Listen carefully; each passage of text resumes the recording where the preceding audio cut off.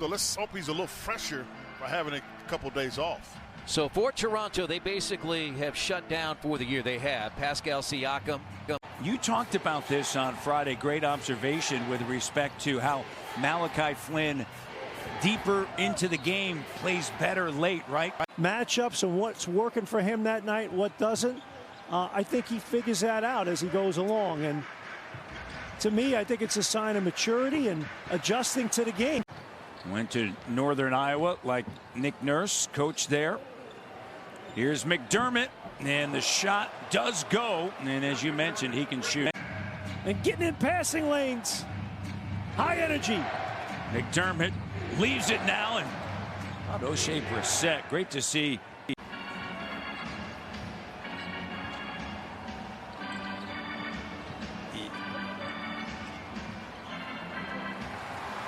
Maybe sometimes it has to do with personnel and the talent level you have at your disposal that particular night.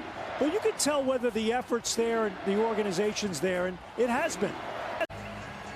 He had a mass on his kidney, and he missed time from January 13th through March the 12th. And that was found. Of coming together through sport and having some fun during these challenging times. McDermott using the screen, and the shot doesn't go. Sends it over to McConnell. Batase sets a screen, slips it. Here's McDermott. And there's the Charlotte-Washington score. And Charlotte coming into today, they've lost 4 consecutive and a foul. Jagar Sampson trying to put it back up and through. Here's Flynn attacking, takes it right in. They may be looking to get elsewhere, but in order for the Pacers, to do what they need to do, they got to stay sharp. Doug McDermott had a double-figure first half. In between that everyone is going through. Fred, you were open about the COVID, and just take us back to that time. You know, a lot of growth from this season. It's something that Nick Nurse talked about before the game, about a hunger and a desire to get started for next season. I learned so much from him. I owe a lot of my career to him, and whatever happens, you know, going forward, you know, Kyle's gonna be okay. You know, nobody's worried about what Kyle got going on. He'll be fine. Yeah, absolutely. He's got no conscience. I'll tell you that much. I told him going into halftime to just be patient. There's a lot of shots to go around with only 6 guys playing. So keep an eye on the Van Vliet kid. I said, really? He said, that guy's going to be a ball player. He goes, that guy is a pro. You're always in the top 5 in the league in attendance.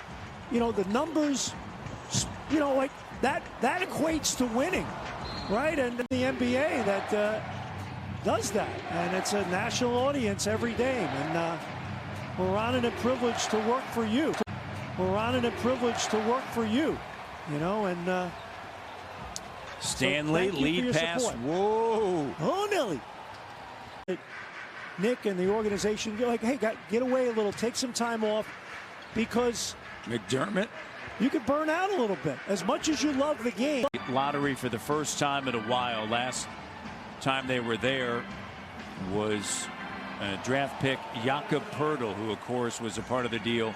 But it's hard, right? And this team is going to come back ready next season to say, hey, look, we have some money to spend in the offseason. Any given broadcast, but especially under these circumstances, Jack. And I got to tag it as well. Digger, my guy Digger, and Jeff Dwyer, those guys do an amazing job as well.